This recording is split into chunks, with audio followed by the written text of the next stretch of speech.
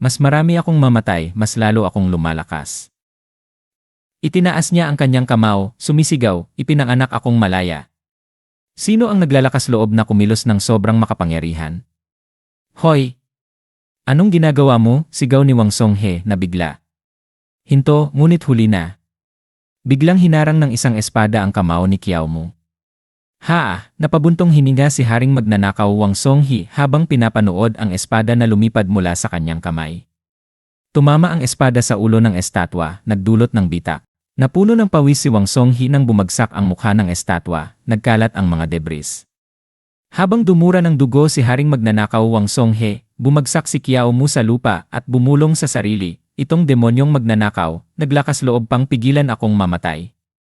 Mabilis niyang nilapitan si Haring Magnanakaw Wang Songhe. Hindi mo ba sinabing masama ang mga banal na pantas? Bakit mo ako pinipigilan? At isa pa, ginamit mo lang ang isang kasanayan ng isang pantas.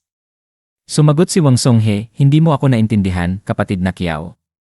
Ginagamit ko lamang ang kakayahan ng isang pantas sa pakikipaglaban, ngunit hindi ako nagnanais na maging isang pantas mismo.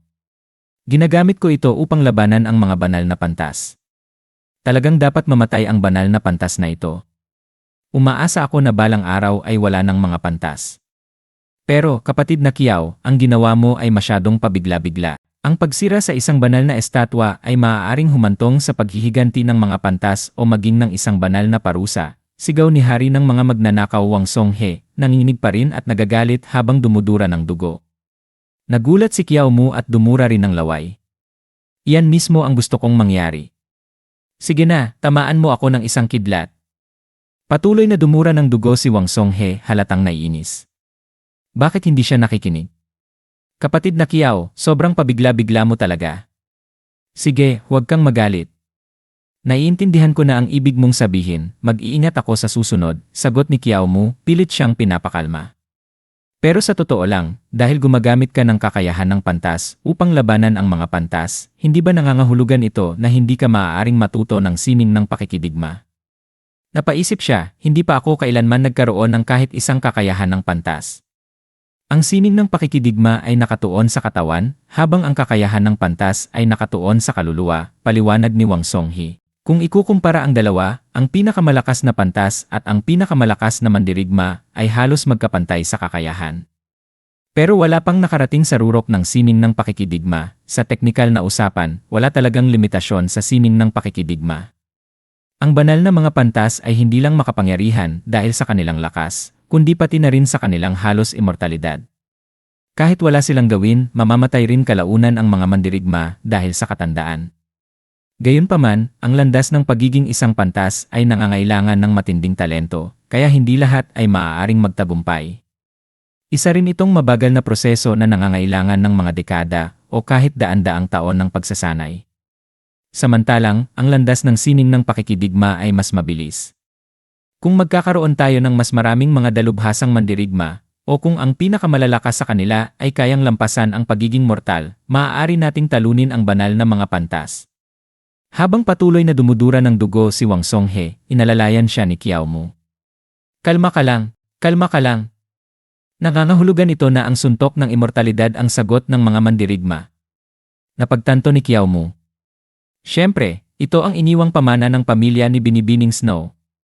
At may sistema akong kasama. Maaari akong maging isang dalubhasang mandirigma sa pinakamaikling panahon at sa pamamagitan ng suntok ng immortalidad, pati na rin ang aking kawalan ng kakayahang mamatay, halos isa na rin akong banal. Habang iniisip niya ang kanyang hinaharap bilang isang walang kamatayang mandirigma, biglang naging seryoso si Kiao Mu. Bakit abutin pa ng 10,000 taon para maging banal na pantas? Magagawa ko ito agad. Napaisip si Hari ng mga magnanakaw Wang Songhe, parang may toyo sa ulo ang taong ito. Mali yata ang pagkakakilala ko sa kanya. At saka, Ginoong Wang, sa tingin mo ba may talento ako upang maging isang banal na pantas? Tanong ni Kiao Mu, pinag-iisipan ang kanyang mga pagpipilian. Pero dapat subukan ko pa rin maging isang banal na pantas. Ang mga bata lang ang namimili, gusto ko ng lahat. Napagpasyahan niya. Kung wala kang ugat ng kaluluwa, wala kang pagkakataong magtagumpay, sagot ni Wang Songhe. Tumingin si Kiao Mu kay Wang Songhee at bumulong, "Ginoo Wang, kung perpekto ko nang nahasa ang aking teknikang bakal na bayag, maituturing ba yon na bakal na ugat ng kaluluwa?" Biglang lumiwanag ang paligid, dahilan upang takpan ni Wang Songhee ang kanyang mga mata at mamula sa labis na pagkailang. Bakal na ugat ng kaluluwa. Paumanhin, wala akong karanasan dyan at hindi kita matutulungan. Pakiusap, itago mo na lang ang kasangkapan mo. Kung wala ka ng ibang tanong, aalis na ako. Teka, saan ka pupunta? Hindi ba sinusubukan mo akong kunin sa grupo mo, sigaw ni Kiao Mu. Alam kong nais mong baguhin ang mundo. Ang maliit na bayang ito ay hindi ang tamang lugar para sa'yo, sagot ni Wang Songhee bago muling lumingon. Si Kiao Lin ay sobrang ligalig. Kapag nanatili siya rito, siguradong guguluhin niya ang lahat. Naisip niya, pero kung pakakawalan mo ako, hindi ka ba natatakot na isiwalat ko ang kinaroroonan ng inyong kampo? Talaga bang hindi mo ako papatayin? Tanong ni Kiao Mu. Huminto si Wang Songhee at muling lumingon. Hindi naman mukhang tipo siya ng tao na gagawa ng ganoon. Isa pa, nasabik na natin ang mga sundalo, lilipat na rin kami sa lalong madaling panahon. Sige, hindi na kita gagambalain. Hanggang sa muli, sabi ni Kiao Mu habang papalayo. Ayos lang, tatanggapin ko na lang ang pagkatalo sa pagkakataong ito. Babalik muna ako sa lungsod ng yan.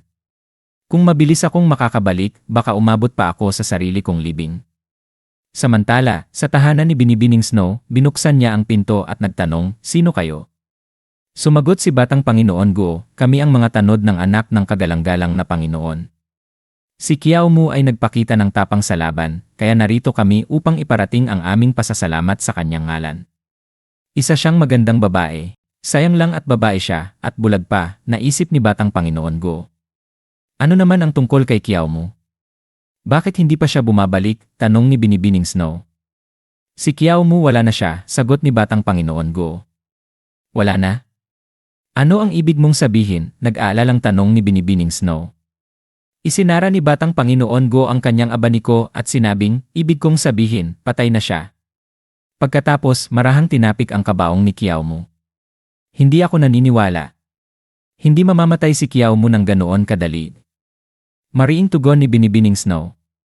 Habang isinasara niya ang pinto, biglang pinigilan ito ni Batang Panginoon Guo. Pasensya na. Dinala ko na ang kanyang katawan pero nakalimutan kong sabihin sa'yo. Hinawakan niya ang kamay ni Binibining Snow at sinabing, "Hindi ba ikaw ang kanyang pamilya? Pakitulungan mo kaming tiyakin kung siya nga ito." Hinilan niya ito palabas at tinadyakan ang takip ng kabaong. "Ano ang ginagawa mo?" Galit na sigaw ni Binibining Snow. Pagkatapos, itinapat niya ang mukha ni Miss Snow sa bangkay ni Kiao Mu. "Nakalimutan kong hindi ka nakakakita, kaya ilalarawan ko ito para sa'yo." Ang lahat ng kanyang mga bias ay bali, at may hindi bababa sa 50 sugat sa kanyang katawan. Ang kanyang mukha ay puro dugo rin, hindi ko man lang matitigan ito. Pinalo ni Miss Snow ang kamay ni Young Master Guo, habang nanginginig sa hindi paniniwala. "Imposible yan. Impossible. Talagang imposible. Peke ito, peke ang bangkay niya, peke ang kabaong, ako rin ay, lahat ay peke. Kung sasabihin ko yan, gagaan ba ang pakiramdam mo?" Pang-aasar ni Young Master Guo, habang pinagmamasdan si Miss Snow na nanginginig sa pagkabigla. Sa di kalayuan, isang kalbong monghe ang nagtatago at bumulong, "Sobrang sama na nila. Papatayin ko ang walang hiyaang yan." Lumuluha ang kanyang mga mata sa sobrang galit. Hinawakan siya ni Mr. Dilaw ng ngipin at sinabing, "Monghe, huwag kang masyadong magalit. Anak siya ng Panginoon. Wala tayong magagawa. Wala lang siyang alam kundi magyabang." Sumagot ang kalbong monghe, "Kapag umalis na siya, tutulungan natin siyang ilibing ang amo. Dapat din tayong mag-iwan ng pera para matiyak na kaya niyang mabuhay ng mag-isa." Lumingon si Young Master Guo kay Miss Snow at nang uuyam na sinabi, "Ito lang ba ang kaya mo? Hindi ka man lang umiiyak. Kung ganon, may ipapakita pa ako sa'yo." Ipinagpag niya ang kanyang mga kamay. "Nandito na ang sopas," anunsyo ng kusinero. Sinasabi ng lahat na si Kiao Mu ay isang matapang na mandirigma. "Bakit hindi mo subukang tikman ang sopas mula sa atay ng matapang na mandirigmang ito?" Nakangising sabi ni Young Master Guo. Nagulat si Miss Snow. "Ikaw?" Inutusan niya ang kanyang mga tauhan, "Pakainin niyo siya ng sopas." Biglang bumagsak ang tungkod ni Miss Snow sa sahig habang dalawang gwardiya ang pumigil sa kanya. Isang gwardiya ang sinubukang ipilit ang sopa sa kanya, sabay sabing, inumin mo na, biglang kinuha ni Mr. Dilaw ng ngipin ang mangkok at siya mismo ang uminom ng sopas. Nagtaka ang gwardiya nang biglang mawala ang sopas. Nagtaas ng hinlalaki si Mr. Dilaw ng ngipin at nagsabing, Ginoo, napakasarap ng sopas na ito. Gago ka. Sino ka? Paano mo nagawang nakawin ang pagkain? Sigaw ni Young Master Guo at inapakan ang paa ni Mr. Dilaw ng ngipin. Tumalsik ang sopas sa lupa. Mga sundalo kami ni Centurion Kiao, sagot ng kalbong monghe. Medyo may toyo sa utak si Ginoong Dilaw, kaya kinakain niya kahit ano. Batang Panginoon, sana huwag mong masamain. Ha? Tapos na ba kayo sa kalokohan nyo? Sagot ni Young Master Guo, habang si Mr. Dilaw ng ngipin ay pilit na pinipigil ang suka. Sa di kalayuan, sinabi ni Kiao Mu, ang bango naman. Sumigaw si Young Master Guo, sino yan? Hindi mo ba nakikitang, ang bango ng sopas, putol ni Kiao Mu, tinititigan silang lahat ng seryoso. Pwede ba akong makahingi ng isang mangkok? Napasigaw si Mr. Dilaw ng ngipin, amo. Kiao Mu, nagulat si Miss No. Kiao Mu, sigaw ni Uncle Fu sa gulat. Napalunok si Young Master Guo. Ha? Impossible. Nanginginig ang kanyang kamay sa takot. Lumingon sila sa kabaong at nakita ang bangkay ni Kiao Mu. Isip ni Young Master Guo, paano ito posible? Natawa ng malakas si Kiao Mu, parang si Santa Claus, ho ho hoy. Lumapit siya kay Young Master Guo at pinagmasdan ito ng malapitan. Nanlaki ang mata ni Young Master Guo nang itutok ni Kiao Mu ang kanyang sibat sa mukha nito. Nagkatinginan ng may pagtataka sina Mr. Dilaw ng ngipin at ang kalbong monghe, pati na rin ang ibang sundalo. Sinubukan ni Kiao Mu na saksakin si Young Master Guo, pero hinarang ito ni Uncle Fu, tinamaan ang kamay ni Kiao Mu. Pak! Sumabog ang dugo mula sa kamay ni Uncle Fu. Napatingin si Kiao Mu kay Young Master Guo na nanatiling tulala. Baka hindi siya talaga ang amo, mas malakas pa siya kaysa sa amo, at medyo mas astig din, bulong ni Mr. Dilaw ng ngipin. Tinanong ni E4, patay na si Kiao Mu. Sino ka? Iniisip niya, mahina lang ang aura ng taong to, malamang wala pang klasikong 8. Pero bakit napakalakas ng tira niya kanina? At bakit hawig na hawig siya kay Kiao Mu? Ipinanganak akong si Kiao Lin, kapatid ako ni Kiao Mu, sagot ni Kiao Mu, titig na titig kay Young Master Guo. Habang nagpapanggap na nagdadalamhati, napuno ng luha ang kanyang mga mata. Napatulala si Uncle Fu. Galit na sinabi ni Kiao Mu, pinaglaruan niyo ang labi ng aking kapatid. Kahit mamatay ako rito ngayon, isasama ko kayong lahat sa hukay. Nanginginig pa rin si Young Master Guo sa takot habang pinapawisan. Humarap si Uncle Fu, sino ka para magsalita ng ganyan? Bigla na lang tumakbo palayo si Young Master Guo, sumisigaw, Uncle Fu, takbo. Babalik tayo sa susunod. Pinanood ni Kiao Mu at Uncle Fu si Young Master Guo na tumakas kasama ang kanyang mga bantay. Napailing si Uncle Fu. Nanginig ang kamay ni Kiao Mu habang nakakaramdam ng matinding sakit. Siguro pagbalik ni Young Master Guo sa kanyang bahay, ang Panginoon mismo ang pupunta sa akin. Kailangan kong maghanda at mamatay ulit agad, na isip niya. Bukas, ililibing ko ang aking kapatid na si Kiao Mu sa bundok sa labas ng bayan, anunsyo niya. Napagtanto ni Uncle Fu, sinasabi niyang nasa labas lang siya ng bayan bukas at maaari natin siyang harapin doon. O nga pala, gutom ako, sabi ni Kiao Mu. Hindi ko akalaing aabot ako sa burol ng sarili kong kapatid. Biglang kinuha ni Kiao Mu ang tasa mula sa mangkok ng sopas. Napasinghap sina Mr. Dilaw ng ngipin at ang kalbong monghe, hindi mo pwedeng inumin yan. Sopas yan ng kapatid mo eh. Napangiwi si Mr. Dilaw ng ngipin at nagdura ng bahaghari habang kinakain ni Kiao Mu ang atay. Ito lang naman ay gawa sa atay ng baboy, hindi ang iniisip nyo. Talaga bang naniwala kayo sa kasinungalingan niya? Natatawang sabi ni Kiao Mu, habang nakatingin sa kanila, habang si Mr. Dilaw ng ngipin ay patuloy pa ring naglalaway ng bahaghari. Narinig ko rin na namatay ng trahedya ang kapatid ko, at ang lahat ng kanyang mga panloob na organo ay nabasag. Wala nang natira sa kanya para gawing sopas, dagdag ni Kiao Mu na nagpasimula ng hikbi mula sa kalbong monghe. Boss, tumanaw si Mr. Dilaw ng ngipin. Mukhang magaling akong magtago, naisip ni Kiao Mu nang tapikin siya ni Miss No sa likod. Lumingon siya upang makita ito at napatigil. Sa bahay ng mga Guo, iniulat ni Young Master Guo kay Lord ng Yan City, si Guyan, si Kiao Mu. Ang multo ni Kiao Mu ay nagpakita. Pumangilid si Lord ng Yan City. Hindi ba't sinabi ko sa'yo na manatili sa bahay? Anong kaguluhan na naman ang inihulog mo? Nagulat si Young Master Go, naguguluhan at walang masabi. Phew, ikaw ba ay kasama niya? Tanong ni Lord ng Yan City. Opo, Panginoon. Patawarin niyo po kami. Nais lamang naming iparating ang aming pakikiramay sa pamilya ni Kiao Mu. Pero may nakita kaming isang tao na kamukhang-kamukha ni Kiao Mu. Sinasabi niyang siya si Kiao Lin, ang kapatid ni Kiao Mu, ipinaliwanag ni Uncle Phew. Pero ang taong iyon Nagsimulang magsalita si Young Master Go. Pinutol ni Uncle Phew, sa aking obserbasyon, si Kiao Lin ay medyo mas matangkad at mukhang mas matanda ng kaunti. Gaano katatag si Kiao Lin? Tanong ni Lord ng Yan City. Sa tingin ko, siya ay nasa klase 8. Gayunpaman, siya ay sugatan, kaya't sa ngayon, hindi siya kasing lakas ng pinakamalakas na klase siyam. Wala namang dapat ikabahala, nakapagtatag na sagot ni Uncle Phew. Nagpakita ng inis si Lord ng Yan City at tinapik ang paa sa galit. Katatapos lang mamatay ni Kiao Mu at ngayon ay dumating si Kiao Lin, hindi basta-basta ang lalaking yan. Parating ang emperador at ako'y abala. Wala akong oras para mag-alala tungkol sa mga maliliit na bagay na ito.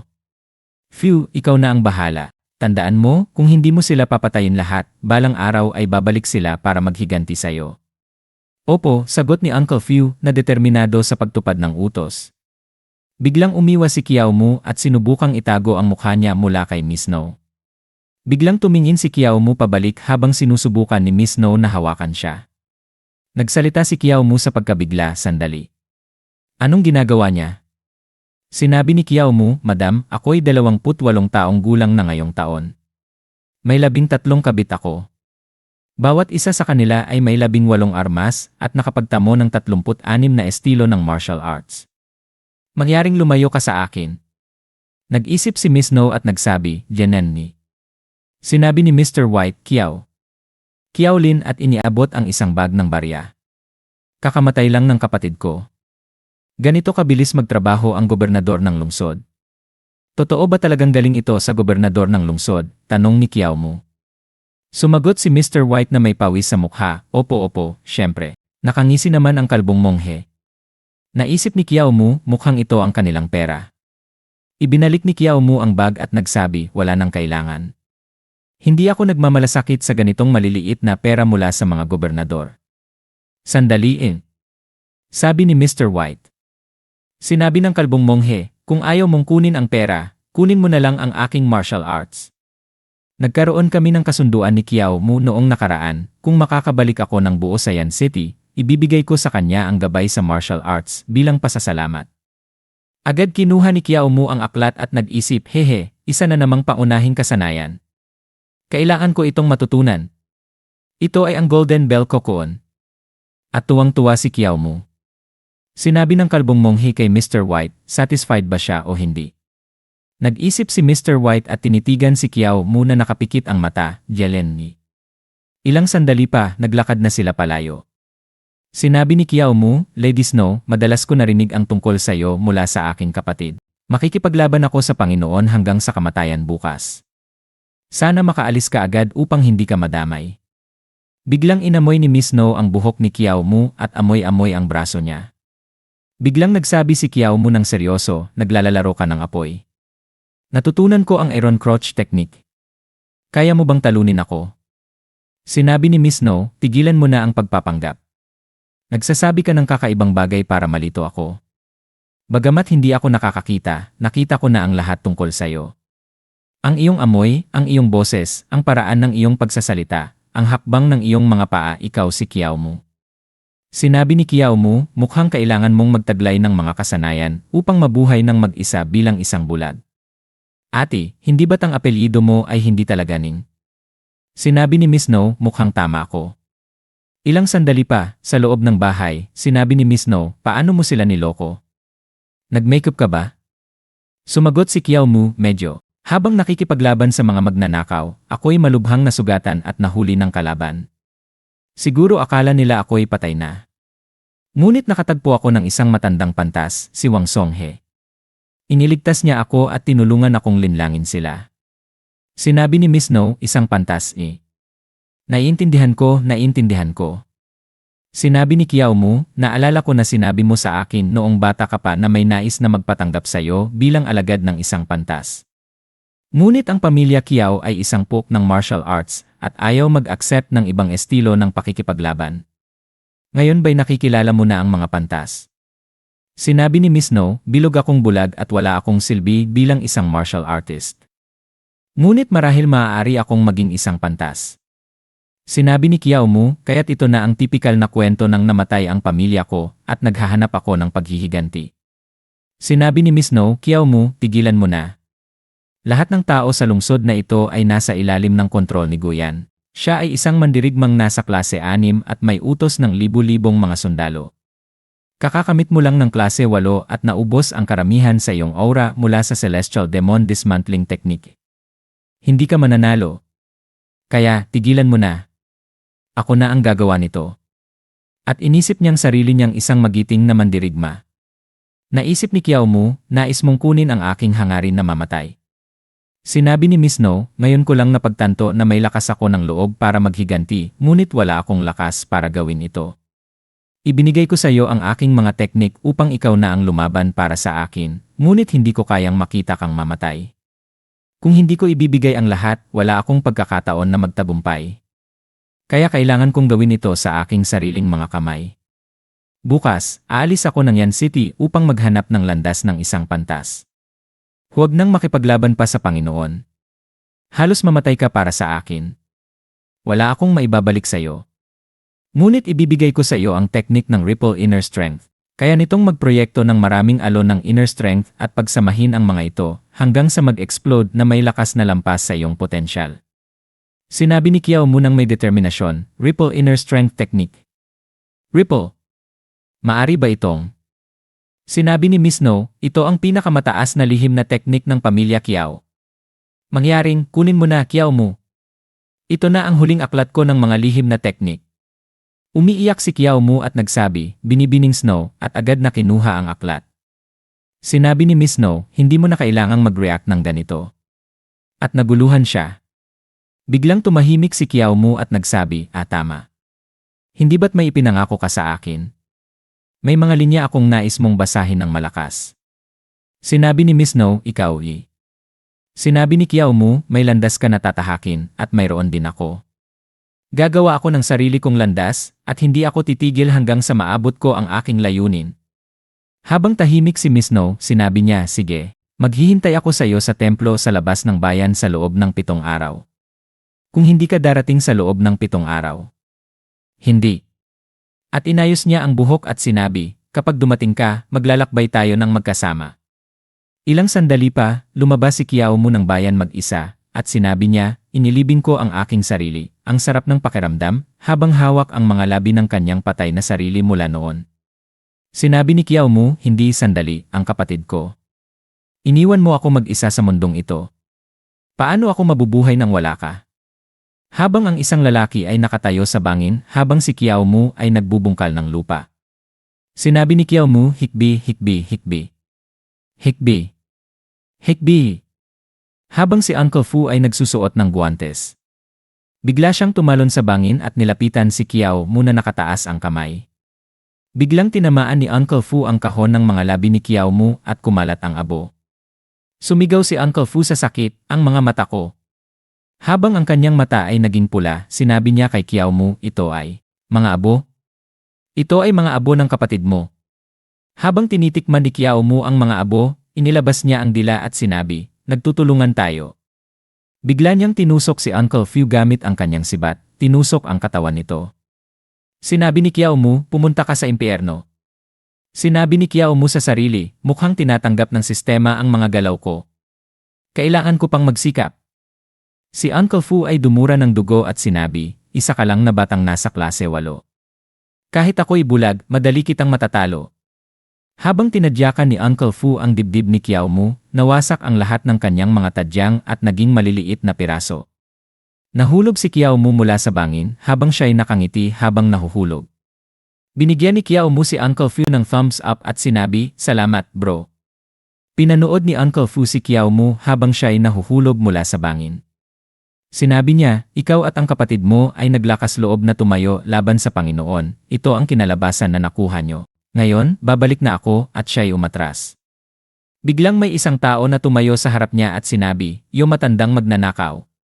Naglakas loob ka pang atakehin ang pamilya Kiao." Nagulat si Uncle Fu at sinabi, "Isa na naman ba sa kanila? Buti na lang, dumating ako ng maaga at hindi ko haharapin ang dalawang laban sa isa." Biglang nagwala si Kiao Mu at sinabi, "Celestial Demon Dismantling Technique." Habang si Kiao Mu ay tumatalon papunta kay Uncle Fu na may isang sipa. Sinabi ni Uncle Fu habang iniiwasan ang attack ni Kiao Mu, yun na naman ang Celestial Demon Dismantling Technique. Habang si Kiao Mu ay nasa ere, sinabi ni Uncle Fu, lahat ba kayo sa pamilya mo ay may hangarin na mamatay?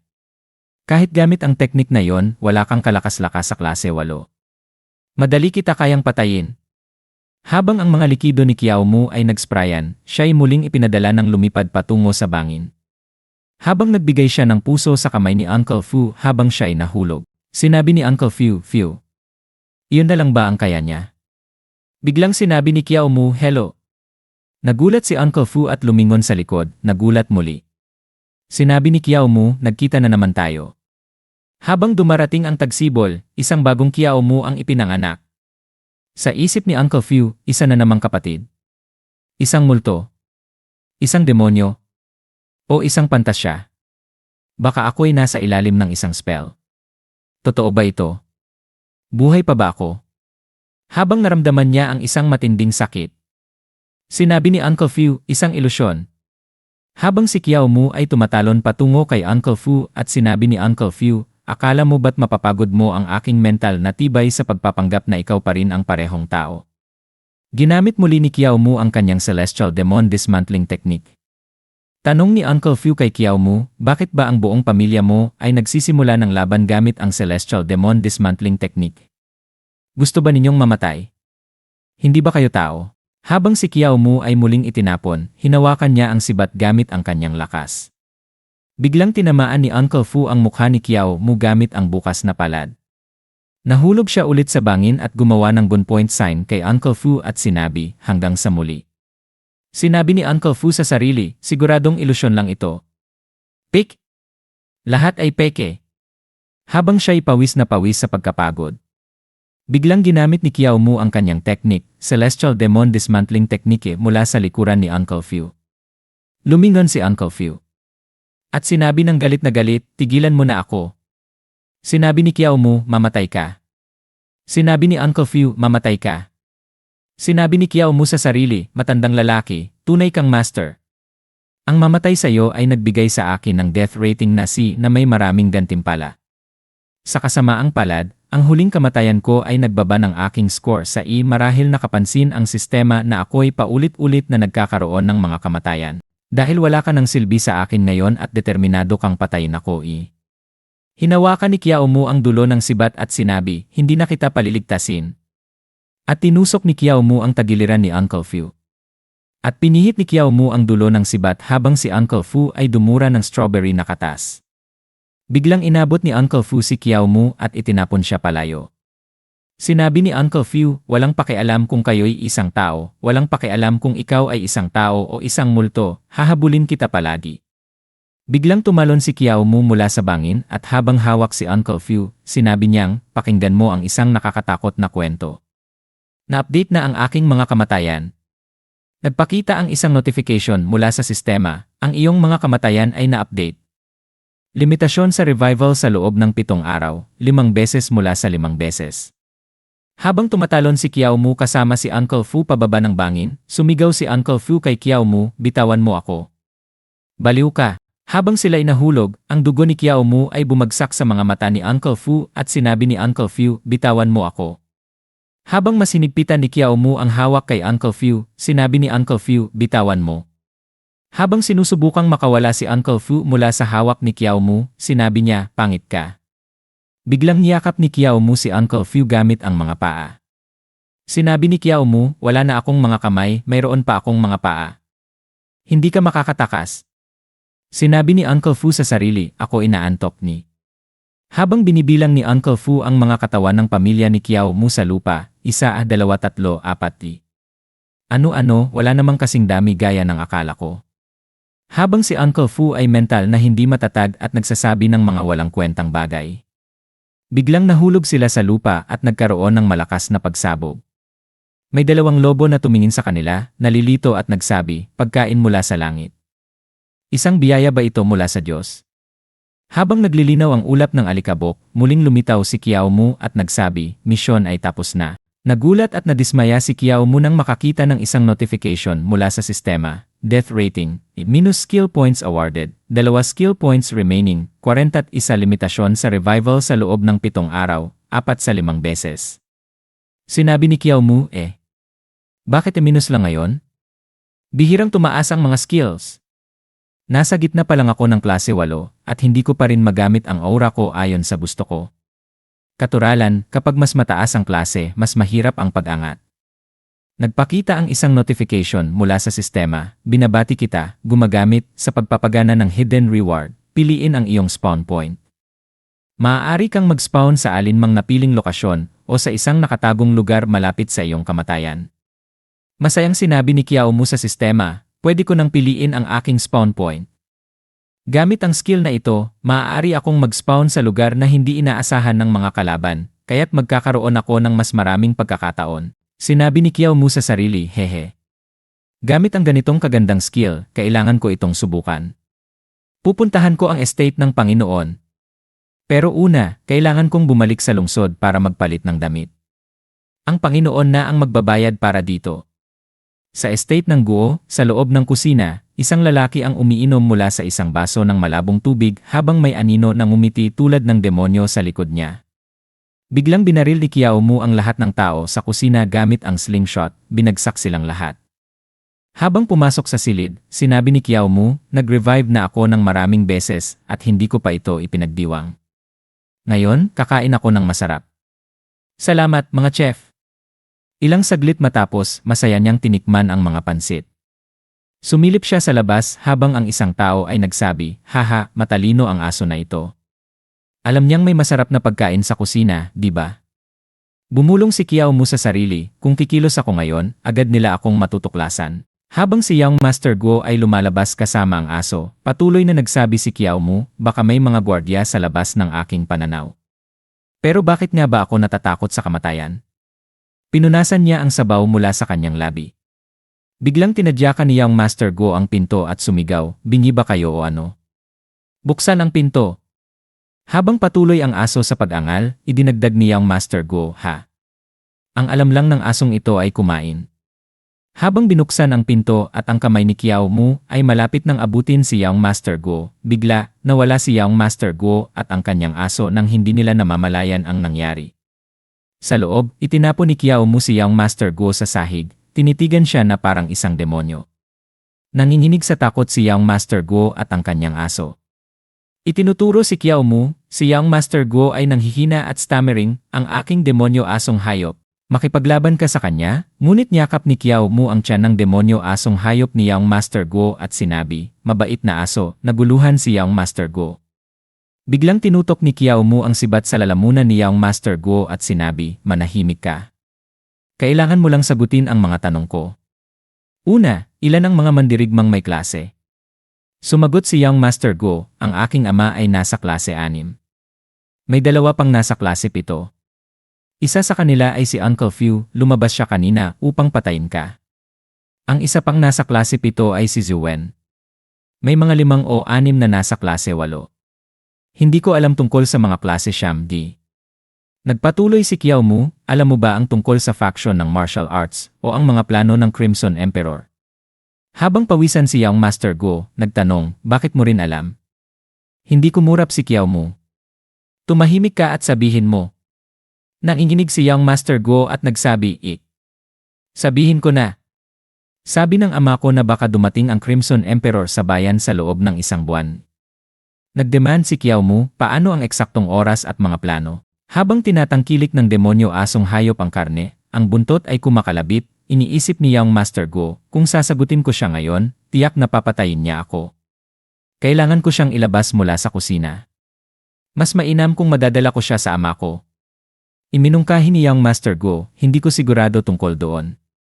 Pero maaari kitang dalhin sa study ng ama ko. Nandoon ang lihim na sulat. Naisip ni Kiao Mu, gusto akong dalhin ni Young Master Guo sa Panginoon. Ha? Inisip ko na baka hindi siya kikilos. Pero hindi kita bibigyan ng kalayaan ng basta-basta. Habang tinutok ang sibat, sinabi ni Kiao Mu, nais mo akong lokohin, hindi ba? Kung papatayin kita ngayon at pupunta ako mag-isa, tiyak na matatagpuan ko ang sulat. Nagmakaawa si Young Master Guo, sandali. Hindi lang ako makakahanap ng sulat para sa'yo, kundi alam ko rin kung saan itinatago ng ama ko ang manual ng kanyang pinakamakapangyarihang lihim na teknik. Ibibigay ko sa iyo ang dalawa. Pakiusap, sparing mo ako. Sinubukan niyang lumingon kay Kiao Mu. Biglang tumutok si Kiao Mu ng kanyang tingin kay Young Master Guo at nagsabi, anong teknik? Sumagot si Young Master Guo, ang manual ay tinatawag na isang gabay sa pagtataguyod ng legendary martial arts. Madalas itong ginagamit ng ama ko. Tiyak na magaling ito. Sumik ang mga mata ni Kiao Mu sa ideya. Sinabi niya sa sarili, hehe. Mukhang maganda. Tapos, hinawakan si Young Master Guo sa kanyang damit at inutusan, ituro mo ang daan. At huwag mo akong subukang lokohin. Ilang saglit pa, nasa studio ni Guyan, kinuha ni Young Master Guo ang isang libro at iniabot kay Kiao Mu, sabay sabi, ganito ka-importante, pero hindi ito tinago ni Guyan. Wala nang may lakas ng loob na pumasok sa studio niya nang walang pahintulot maliban sa akin. Habang binabasa ni Kiao Mu ang libro at itinutok ang sibat kay Young Master Guo, naisip niya, ano nang meron sa gabay na ito? Hindi nito binibigyan ng diin ang teknik o mga forma. Sa halip, nakatutok ito sa paghinga. Ano ba ito? Bumulong siya, maglinang ng mga mistikal na teknik, magsanay ng intuisyon, asahan ang mga galaw, ano ba ito? Kunot ang noo ni Kiao Mu at tinanong, bakit ganito kalaki lang? Ito ba ang buong libro? Nanginig si Young Master Guo at sumagot, Sa tingin ko ang natirang bahagi ay nasa kanyang ipinagbabawal na silid. Pwede ko ba kayong dalhin doon? Nag-warning si Kiao Mu, huwag mo akong subukang lokohin. Nagpawis si Young Master Guo sa nerbiyos at sumagot. Nilingon niya si Kiao Mu habang lumalabas sila. Habang naglalakad silang magkasama, iniisip ni Young Master Guo, si Kiao Mu ay nasa likod ko. Kung magtatangka ako, tiyak na papatayin niya ako. Pero hindi niya nakikita ang ekspresyon ko. Sigurado akong may paraan para matanggal ko siya. Tanging ang ama ko at si Zhuwen na lang ang makakapagligtas sa akin sa buong lungsod. Hinigpitan ni Kiao Mu ang hawak sa pulso ni Young Master Guo, kaya't napansin niyang nag-flinch si Young Master Guo. Lumingon si Young Master Guo, pawisan, at iniisip, hindi nasa studio ng ama ko. Hanggat siya'y nasa kanyang ipinagbabawal na silid, tiyak na makakaligtas ako. Biglang nakita ni Young Master Guo si Zhuwen at iniisip, si Zhuwen. Nagbati si Zhuwen, Young Master. Nagbago ng mukha si Young Master Guo, desperado, at nagsabi, napaka-desperado, Zhuwen. Iligtas mo ako. Ang mga mata ni Young Master Guo ay magulo at exaggerated. Naguluhan si Zhuwen sa mga ekspresyon ni Young Master Guo at iniisip, nagkakaroon ba siya ng seizure? O may kakaibang tik ba ito? Nilapitan niya si Kiao Mu na nakatayo sa likod ni Young Master Guo, ngayon lang niya siya napansin. Iniisip ni Young Master Guo, nakuha niya ang ibig kong sabihin. Ngunit hindi nakapansin si Zhuwen at nagsabi, Young Master, huwag mong gawing biro ito. Ako'y 40 na, may asawa ako, at hindi ako interesado sa mga lalaki o sa iyong 3 people na plano. Nagulat si Young Master Guo at nag-stutter, ano nang ibig mong sabihin? Biglang tumagos ang sibat sa puso ni Young Master Guo. Napatingin si Zhuwen nang may takot habang nanginginig si Young Master Guo, ang dugo ay dumadaloy mula sa kanyang mga labi. Nahulog siya at naghihirap na huminga, kinakapos, iligtas si Kokakoi. Habang pinoproseso pa ni Zhuwen ang sitwasyon, biglang sumigaw, isang asasino. At agad siyang sumugod papunta kay Kiao Mu, sumisigaw, nasaktan ang Young Master. May asasino. Umiti si Kiao Mu ng malamig at sinabi, kung gusto mo siya, hulihin mo.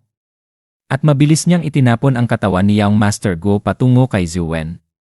Ngunit bigla, naramdaman ni Kiao Mu ang isang madilim na presensya sa likod niya. Nang mabilis na lumingon, natagpuan niyang nakatayo sa harap niya si Guyan, ang Panginoon ng Yan City, na tinitigan siya ng matalim na galit. Nakatayo si Kiao Mu sa harap ng Panginoon ng Yan City, si Guyan, na ngayon ay may mabigat at galit na aura. Tinutok ni Guyan ang matalim niyang mga mata kay Kiao Mu na may hindi matatawarang galit. Sa wakas ay kumilos ka, ha? Bulong ni Kiao Mu sa sarili, habang may smirk sa mukha. Pero bago siya makapag-react, mabilis na tinamaan ni Guyan ang kanyang palad, isang malakas na dagok. Nagawa ni Kiao Mu na itabla ito gamit ang kanyang sibat, pero ang lakas ay itinulak siya palayo, tinamaan ng pader at tumilapon patagilid sa labas. Guyan! Tinukso ni Kiao Mu, ang boses ay may halong pagmamalaki at pang-uyam. Papatayin mo ako kung kaya mo. Sa isang iglap, lumitaw si Guyan sa harap niya, ang paa ay mabilis na tumama sa mukha ni Kiao Mu. Ang sipa ay nagpadala kay Kiao Mu nang tumilapon muli at tinamaan ng isa pang pader. Desperado, inipit ni Kiao Mu ang sibat sa lupa upang makabangon. Huwag mong pigilan, malakas na sabi ni Kiao Mu. Master ko na ang Golden Bell Kokoon, hindi mo ako basta-basta mapapatay. Sumunod si Guyan sa isang malupit na suntok, ang boses ay puno ng galit. Bakit mo pinatay ang anak ko? Kung hindi pinarusahan ang masama, ang langit ay tiyak na may pagkiling. Sagot ni Kiao Mu. Kung hindi kayang parusahan ng langit, ako na ang gagawa. Habang iniikot ang sibat, napansin niyang nawala ng balanse si Guyan at napaluhod sa lupa. Nakakita ng pagkakataon si Kiao Mu at tumalon pataas, pero mabilis na nilapitan ni Guyan siya at pinigilan ang pag-atake ng sibat ni Kiao Mu gamit ang mabilis na galaw. Ang boses ni Guyan ay puno ng puot habang nagbabanta, Kiao Lin, pagkatapos mong mamatay, ipapako ko ang iyong katawan sa labas ng tarangkahan ng syudad ng 10 araw bilang handog sa kaluluwa ng anak ko. At muling sumugod, ipinadala si Kiao Mu sa isa pang gusali. Habang nagsisimula ng magtipon ang mga tao, isang gwardiya ang nagtakbuhan papunta kay Guyan. Panginoon! Malubhang nasaktan, umungol si Kiao Mu nang may sakit ng ngiti, hayaan mo akong mamatay. Kinuha ni Guyan ang espada ng gwardiya at pinalo ang mga braso ni Kiao Mu hanggang sa magkabugbog at mabali. Sa malayo, nagbulong si Zhu Wen, kinamumuhian ng Panginoon ang mga hamon sa kanya nang walang ingat. Sisirain niya si Kiao Lin sa bawat piraso, ipapamuhay siya upang pahabain ang pagdurusa niya. Susunod, ang mga paa mo, nangiwi si Guyan habang papalapit. Nalaman ni Kiao Mu na wala namang balak patagilid ni Guyan, kaya tumalon siya paatras, malapit nang matamaan ng isa pang atake. Hindi ako patayin ng matandang magnanakaw na ito. Gusto niya akong torturehin, naisip niya, determinado. Hindi ko siya papayagan magtagumpay. Hinarap niya si Guyan at mumiti ng may hamon. Ang mabilis na hininga ng kabalyero ay nagdudulot ng libu-libong milya ng kasiyahan. Mas lalong uminit ang galit ni Guyan. Magpupoy ako ng tula ngayon? Hindi tinatablan, mumiti si Kiao Mu. Teknik ng pagwawasak ng Celestial Demon. Sumugod siya pasulong, gamit ang sibat na parang sanay na. Nagulat si Guyan sandali at naisip, ipinagkait niya ang teknik na ito. Pero nang magbago ang galaw ni Kiao Mu, mabilis itong umiwas at nagtungo patungo sa isang malapit na balon. Sandali! Tumakas siya, sumigaw si Guyan. Ngunit dahil sa pagmamadali ni Kiao Mu, nadapa siya at tumama sa gilid ng balon, isang nakakikilabot na tunog ng bali, habang pabaliktad siyang nahulog sa kailaliman nito. Lahat, pati si Guyan, ay natigilan sa pagtitig ng tahimik. Matigas talaga siya, ha? Obserba ni Zhu Wen ng malamig. Nabigo, ibinaba ni Guyan ang espada at tinitigan ang balon. Kahit gaano karami sa atin, pinapayagan natin ang basurang ito na makatawid. Tumalikod siya at tinitigan ang kanyang mga kawal, galit na galit. Pupunta tayo sa pamilya Kiao. Walang maiiwan. Ang mga kawal na basang-basa ng pawis dahil sa nerbiyos, nagmamadaling sumagot, Opo, Panginoon. Lumapit si Guyan kay Zhu Wen. Zhu Wen, saliksikin mo ang balon. Gusto ko ang katawan niya kung wala ng iba.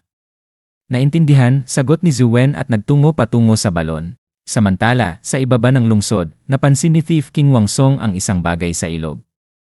Pinilit niyang magmasid, nakilala ang lumulutang na katawan.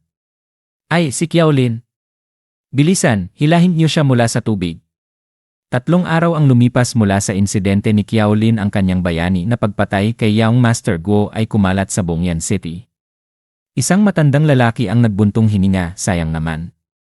Magpahina ka na, bayani. Si Miss No ay bumulong sa sarili, halos lahat ay umaasang mabuti para sa bayani, nagdarasal na sana ay nakaligtas siya. Kiao Mu, patuloy niya, tulungan ka ng sage nung nakaraan, tiyak makakaligtas ka ulit ngayon. Pagkatapos, nagising si Kiao Mu, malabo at nabuguluhan. Sandali, anong nangyayari? Bakit ako hindi patay? Ramdam niya ang sakit at mga sugat niya, at boss. Tingnan, gising na siya, sigaw ni Wang Songhe, ang Thief King, habang luhang umaagos ang kanyang mga mata. Isang estranghero na nasa tabi niya ang sumigaw, mandirigma. Naisip ni Kiao Mu, sino sila? Anong nangyayari dito? Nagsalita si Wang Songhe, Kiao Lin, narinig ko ang iyong mga dakilang gawa. Tungkulin kong iligtas ang isang bayani, kaya't hindi mo na kailangang magpasalamat. Napaluhod si Kiao Mu. Tinutukan siya ng mga mata. Wang Songhe. Hindi kita pinagsamantalahan, bakit mo ako iniligtas? Pinatong ni Wang Songhe ang kanyang kamay sa balikat ni Kiao Mu, pinapayapa siya ng tahimik. Pahina ka lang. Naiintindihan ko. Ano nang akala niya na nauunawaan niya? Nag-apoy si Kiao Mu sa galit. Nais niyang pagalingin ako. Ang magnanakaw na ito. Kiao Lin, ayos ka lang ba? Tanong ni Wang Songhe nang bumuga ng dugo si Kiao Mu. Mahinang sumagot si Kiao Mu, tama na huwag mo na akong iligtas. Na-misinterpret ni Wang Songhe at naisip kaya pala niya hindi na gustong gumaling at ayaw maging pabigat. Kahit sa harap ng kamatayan, iniisip niya ang iba. Isang tunay na bayani. Hawak ang basag na kamay ni Kiao Mu, masigasig niyang sinabi, alam ko, masakit, pero huwag kang susuko. Ako, si Wang Songhe, hindi papayag na mamatay ang isang bayani sa aking harapan. Hanggat may pag-asa, maaari kang mabuhay. Sumigaw si Kiao Mu ng malakas, ang singaw ay lumabas mula sa kanyang ilong, tanda ng kanyang sakit. Dumaloy ang dugo mula sa kanyang bibig. Pakiusat hayaan mo na akong mamatay, nagmamakaawa siya, halos hindi makausap, habang patuloy si Wang Songhe, makakayanan mo ito, Kiao Lin huwag kang susuko. 2 araw ang lumipas, si Kiao Mu, na malamig at hindi na gumagalaw, ay nakahiga sa mga bisig ni Wang Songhe habang ang iba ay umiiyak. Sa labas ng nayon, sumigaw si Wang Songhe sa langit, kapatid na Kiao. Nagpakita ang isang sistema ng abiso, pagkarating ng kamatayan, panandang pandagdag na ipong skill points, 26 skill points na natira, 14 gastos para sa pagtaas ng kakayahan, 53 limitation ng revive. 3 sa 5 pagkakataon mga kakayahan, punch ng immortalidad, mastery, gabay sa mastery ng legendary martial arts, nagsisimula, celestial demon dismantling technique, mastery, iron crotch technique, mastery, iba pang mga gantimpala, tumaas na vitality. Huminga ng malalim si Kiao Mu, hindi nakita. Sa wakas, patay na ako, naisip niya ng may kaluwagan. Ang nabigong pagsagip ni Wang Songhe ay aktwal na nagpaboss ng aking rating ng kamatayan. Hindi masamang palit. Napansin niya ang bagong lakas, na pagtanto, ang aking Danshan Cyclone ay tumaas mula sa medium class 8 patungo sa top class 7. Parang isang habambuhay ng pagsasanay ang mga revival na ito. Gabay sa mastery ng legendary martial arts ay tumaas pa. Nakakapagod pero epektibo. Ang ingay sa paligid ay nagpatigil sa kanya mula sa mga iniisip. Lumiko siya ng mabilis. Sino ka? Tanong niya. Ang isa sa mga lalaki ay nanigas, stammering, bakit ka mukhang parang? Ang isa niyang kaibigan, na may isang mata, ay nagdagdag, eksakto. Sino ka? Hamon ng isa pa. Bakit ka nakikialam sa aming base? Hindi sila maniniwala na ako si Kuya, naisip niya. Oras na para subukan ang bago. Ako si Kiao Seng, anunsyo niya. Nandito ako upang hanapin ang aking anak, si Kiao Lin. Bumagsak ang panga ng lalaking may isang mata. Sandali, ama ni Kiao Lin? Pero mukhang wala pang 30. Tama, dugtong ng kanyang kaibigan. Pinilit sagutin ni Kiao Mu. Hoho, tumawa siya sa sarili. Kaya pala ganito ang epekto ng mastery ng immortality punch. Sinabi ni Binibining Snow dati na pinapanatili nitong kabataan. Hindi ko agad ito naramdaman pero ngayon ay napapansin ko na. Kailangan kong kunin ang pangalawang kalahati ng librong iyon. Nag-training lang, abot langit ang ngiti. Pwede mo ba akong dalhin sa anak ko? Nag-atubili ang lalaking may isang mata, tungkol dun. Sandali lang, dinala si Kiao Mu sa base ng magnanakaw. Dito, ang sariling malamig na katawan ni Kiao Mu ay nakahiga sa isang kabaong. Lumingon si Kiao Seng kay Wang Songhe. Ginoo Wang, namatay ang anak ko ayon sa kanyang nais. Pakiusap, huwag masyadong mag-dwell dito. Sa mga buhay, kailangan magpatuloy ang buhay. Tinutok ni Wang Songhe ang mata sa kanya, walang masabi. Idineklara ni Kiao Seng ng may matinding determinasyon, ang Panginoon ng lungsod ng Yan, si Guyan, ay pumatay ng 2 sa aking mga anak. Ako na mismo ang pupunta at papatayin siya. Si Wang Songhe, ang hari ng mga magnanakaw, ay nag-isip walang kalabas-labas ang pamilya Kiao, puro mainit ang ulo. Malinaw na ang ama ang nagturo sa kanila niyan. Pagkatapos ay tinanong ni Kiao Seng si Wang Songhe, Ginoo Wang, nakikita ko na kahit isang magnanakaw ka, may mga ambisyon kang lampas pa sa mga munting krimen. Bakit hindi ka sumama sa akin at pag-usapan kung paano natin haharapin si Guyan? Magkaisa tayo para sa kapakanan ng mga tao. Tumingin si Wang Songhe sa kanya, naguguluhan. Ito, parang i-vuyi. Samantala, si Kiao Mu, na nagmamasid ngayon bilang si Kiao Seng, ay nag-isip, bilang isang nangungunang class 7, kaya kong tapusin si Guyan mag-isa, ngunit puno ng mga gwardiya at makapangyarihang mga kaalyado ang kanyang tirahan. Mas mabuti sigurong maghanap ng tulong. Si Wang Songhe ay nag-isip, malakas si Kiao Seng. Kung matanggal namin si Guyan, sulit ang panganib pero kasing padalos-dalos din siya ni Kiao Lin, kailangan ko siyang pakalmahin muna. Pagkatapos ay nagsalita siya kay Kiao Seng, pinahahalagahan ko ang iyong pananaw. Ngunit upang talunin si Guyan, kakailanganin natin ng oras. Ang pag-atake sa kanyang tirahan ay magdudulot lang sa atin ng kamatayan. Tumango si Kiao Seng. Mag-isip ka muna, Ginoo. Bumalik ka sa akin kapag handa ka na. Pagkatapos, yumuko siya at kinuha ang katawan ni Kiao Mu. Nabahala si Wang Songhe. Huwag. Ano ang ginagawa mo? Sumagot si Kiao Seng, hindi ba't sinabi mong hinahanap ng mga tauhan ni Guyan ang katawan ng anak ko, buhay man o patay? Ipapaabot ko ang katawan niya sa kanila upang hindi nila makialam sa iyong mas malaking plano. Napalunok si Wang Songhe. Ano? Ipapadala mo ang katawan ng anak mo kay Guyan? Habang sila'y naglalakad palabas, nakiusap siya, si Guyan ay may galit sa anak mo. Ipapako niya ang katawan niya sa pader ng lungsod bilang isang palabas. Hindi makakamtan ni kapatid Kiao ang kapayapaan. Ngumisi si Kiao Seng. Kaya't ang katawan ng anak ko ang pinakamainam na pain, hindi ba? Kung aalis si Guyan mula sa kanyang tirahan upang inspeksyonin ito, magkakaroon tayo ng magandang pagkakataon upang patayin siya. Si Wang Songhe, lubos na nagulat, ay sumigaw, pero siya ay sarili mong anak.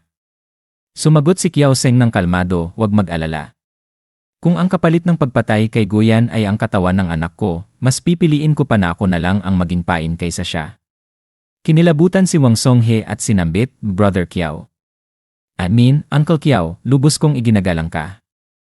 Matapos niyang idagdag ng matatag, ayusin ko ang katawan ni Kiao Lin upang ipaabot sa pinakamagaling na doktor sa bayan. Pakiusap, magpahinga muna kayo sa aming base habang kami nag-aasikaso nito. Tumango si Kiao Seng ng kontento. Ayos lang. Pagkatapos, nag-isip siya, nakahanap ako ng katuwang at nakapagplano na para sa pagpatay. Ngayon, ang tanging natitira na lang ay kung paano ko mapapataas ang aking death rating. Sa isang ibang tagpo, sa loob ng pag-aaral ng Panginoon ng lungsod ng Yan, si Guyan ay nakatanggap ng isang kalapati na may mensahe. Binuksan ito, nag-isip siya, pati ang pinakamahusay na mga manghuhula sa Martial Arts Guild ay hindi matutuklasan ang anumang tungkol sa pamilya Kiao. Pwede bang si Kiao Mu at Kiao Lin ay dalawang inosenteng bata lang na nagpapanggap na may buong pamilya sa likod nila? Halos naloko ko. Sa sandaling iyon, pumasok ang isang sundalo sa silid. Ginoo, natagpuan na po namin ang katawan ni Kiao Lin.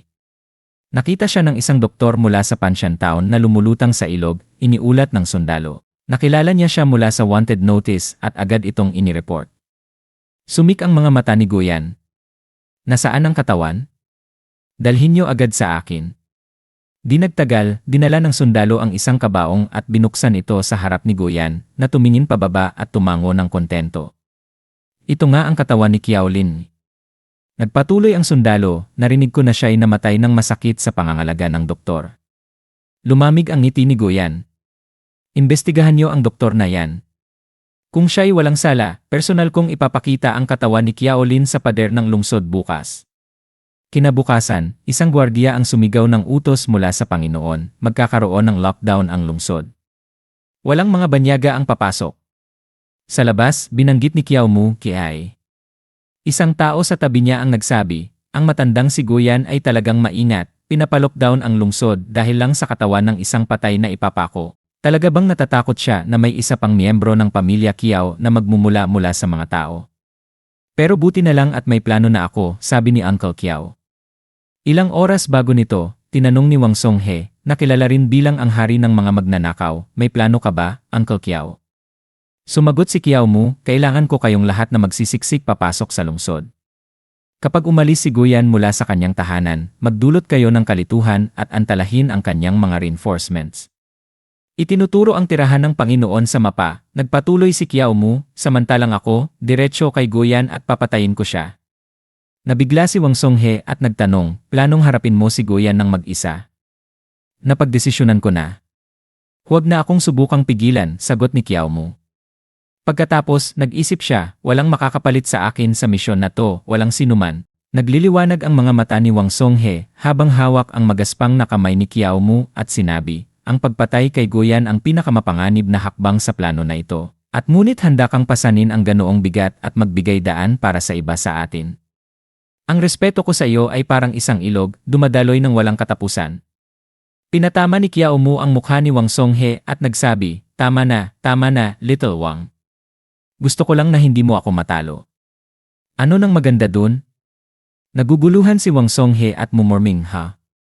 Tinutukso ni Kiao Mu at tinanaw ang amoy ng kanyang maruming daliri at sabi, sa totoo lang, ako, si Kiao Mu, mahilig talagang magpakitang gilas sa harap ng tao, kaya wag mong agawin sa akin yun. At saka, kung makakakita ka ng mga scroll habang hinahanap nyo ang tirahan ni Guyan, malaking tulong na yon. Habang si Wang Songhe ay lumulukot ng pulang katas, sumigaw siya, puwersa ang buhay mo para dito. Mas mainit ang ulo mo pa kaysa kay Kiao Mu at Kiao Lin. Anway, ituloy natin, sabi ni Uncle Kiao. Little Wang, sinabi mong nakatagpo ka ng anak ko sa tabi ng ilog, tama? Siguro siya ay nahulog sa balon sa loob ng tirahan ng Panginoon. Naniniwala akong may daanan sa ilalim ng balon na papalabas ng lungsod at patungo sa bundok. Bukas, gagamitin mo ang daang ito, at nang hindi makapansin ang sinuman. May lihim na daan, sigaw ni Wang Songhe. Mga kasama, pasukin natin ang tirahan ng Panginoon at tulungan si Ginoo Kiao sa kanyang misyon na patayin ang taksil na si Go. Tara na! Isang malakas na, ang umabot mula sa kanyang mga tagasunod. Ilang sandali matapos nito, iniunat ni Kiao Mu ang kanyang mga kamay at mahinang sinabi, kung susuriin ang oras, dapat ay natagpuan na ni Wang Songhe ang lihim na daan. Siguro'y panahon na para ako'y kumilos-in. Tumingin siya sa gilid ng bangin at napansin, magandang taas. Kung nahulog ako dito, patay na ako. O mas masahol pa. Bigla siyang tumalon, sumigaw, system, respawn mo ako sa punto na itinakda ko kanina. Balik sa labas ng distrito ng lungsod, binuksan ni Kiao Mu ang isang nakatagong compartment sa ilalim ng sahig at mumisi, napakagandang function. Direkta akong magre-respawn sa loob ng lungsod. Anong pakialam ko kung pinapalockdown mo ang lungsod, Guyan? Narito na ako. Ilang oras pa ang lumipas, si Guyan, ang Panginoon ng lungsod ng Yan, ay naglalakad sa kalye kasama ang kanyang mga sundalo. Habang pinagmamasdan siya ng mga magsasaka, may isang nagbulong, hindi ba't sinabi ng Panginoon na ang libing ni Yaong Master Go ngayon? Bakit walang nakasuot ng damit panangis? Sabi ng kanyang kaibigan, gulo na ang lungsod ng Yan sa mga nakaraang araw. Kailan ba ito matatapos? Sumigaw si Guyan, buksan ang kabaong at ilabas ang katawan. Isang sundalo ang sumipa sa kabaong, revealing ang katawan ni Kiao Mu. Inangat ng gwardiya ang ulo ng katawan gamit ang isang kamay, nagulat ang mga tao. Yak! Sino yan? Ang sakit ng pagkamatay niya. Hindi yata mukhang si Yaong Master Go, sabi ng isang magsasaka. Ang isa naman ay nag-obserba, mukha siyang pamilyar parang ang bayani na pumatay kay Yaong Master Go. Tutu, narinig ko sa kwento kahapon na may isang Kiao Lin na pumasok sa tirahan ng Panginoon kahapon. Siya yon. Habang pinagmamasdan ang madilim na palabas, ang sabi ni Jiang Lang, hindi ito libing kundi parada. Ang sama-sama ng ginagawa ni Guyan. Ito'y banta sa lahat dito. Kahit pa may iba pang matapang at magiting sa hinaharap, baka hindi na nila magawa pang labanan siya. Isang matabang matanda ang umisi, bayani. Paanong magiging bayani ang Kiao na yan? Ang isang matandang may magandang damit ay tumawa, pumasok sa tirahan ng Panginoon sa harap ng araw at pumatay. Dapat siyang patayin ayon sa batas ng Crimson Emperor. Karapat-dapat lang ang kanyang pagbitay. Isang magsasaka sa malapit ang sumagot, pumasok sa mga tahanan ng iba at gumagawa ng kahit ano. Si Yaong Master Go ginawa rin yan. Idinagdag ng isa pang kaibigan, bakit hindi mo tawaging labag sa batas yan? Nagugutom ang mga tao sa buong lungsod ng yan at walang ginawa ang Panginoon, sabi ng isa pang magsasaka. Kung tungkol sa batas, siya ang unang dapat patayin. Ang mukha ng matanda ay pumula dahil sa galit at sumigaw, mga kahihiyang pulubi. Tinatangkang pag-usapan ng batas at insultuhin ang Panginoon? Bugbugin sila. Bigla, sumugod ang kanyang mga alalay gamit ang mga pamalo, binugbog ang mga magsasaka. Isang magsasaka, nananakit sa mga palo, sumigaw, pinalalayas ang mga gutom na mamamayan at pinapalockdown ang lungsod para sa munting paghihiganti, itinaas ang presyo ng pagkain. Makararating ang karma sa mga tiwaling opisyal at negosyante. Ang matanda ay dumura, kung namamatay kayo sa gutom, kasalanan nyo yan. Bakit hindi kayo magtrabaho ng mas magaan para kumita? Tawa ng isa niyang kaibigan, hindi ba't kailangan ng Spring Fragrance Tower sa loob ng lungsod ng mga magsasaka para maglinis ng dumi? Bakit hindi na lang niyo subukan yun? Isa pang kaibigan ang tawa ng malupit, huwag. Ang amoy ng kahirapan mo ay makakasakit kay Lady Ning. Ang matanda ay mumisi, mas mabuti pa nga na mamatay na ang mga pulubi tulad mo at magbalik buhay na mga aso. Parang yung kiao na binanggit mo, hahaha. Doon, ang tawa niya ay naputol ng bigla nang maputol ang kanyang wig sa isang mabilis na galaw. Ay, buhok ko, sumigaw siya sa pagkabigla. Sa isang iglap, dumaan si Kiao Mu sa harap niya. Ang mga magsasaka, gamit ang pagkakataon, ay nagsama-sama at tinulungan ang matanda at ang kanyang mga kaibigan, sumisigaw, sama ng loob mong maangalakal. Bugbugin siya, mga kapatid. Habang tinatapakan nila ang matanda ay napasigaw sa sakit, hindi. Tulong! Panginoon, tulungan mo ako.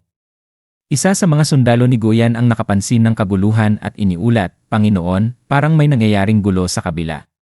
Si Guyan, hindi na apektuhan, ay sumagot, huwag pansinin. Mga pulubi lang. Kukuha tayo ng ilan bukas at papatayin sila upang magsilbing halimbawa. Habang tinatanggihan ang mga ulat, isang sibat na may pulang aura ang dumaan patungo sa kanya ng mabilis. Si Guyan ay halos hindi makasunod, umilag siya ngunit ang sibat ay dumaplis sa kanyang balikat, itinulak siya mula sa kabayo.